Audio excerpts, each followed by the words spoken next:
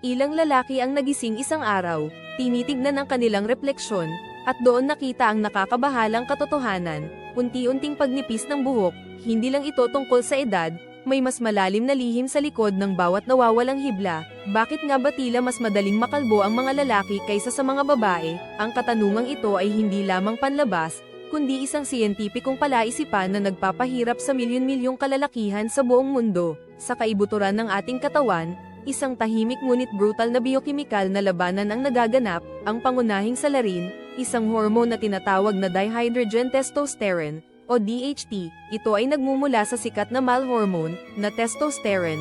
Ngunit para sa ilan, ito ay nagiging sumpa. Paano nagiging kaaway ang sarili nating hormones? Ang DHT ay may kakaibang kakayahang kumapit sa mga receptors sa ating mga hair follicle, lalo na sa mga sensitibong bahagi ng ulo. Kapag ang DHT ay kumapit sa mga hair follicle, ginagambala nito ang normal na siklo ng paglaki ng buhok. Sa halip na lumaki ng malusog at matagal, ang mga follicle ay nagsisimulang lumiit, at ang bawat bagong buhok ay nagiging mas manipis at mas maikli. Sa huli, ang mga follicle ay tuluyang huminto sa paggawa ng buhok. Ito ang tinatawag nating male pattern baldness, at ito ay higit pa sa pisikal na pagbabago. Ito ay isang laban ng henetiko na pinapalala ng ating sariling biyolohiya. Ang iyong mga gene ang nagdidikta sa iyong kapalaran.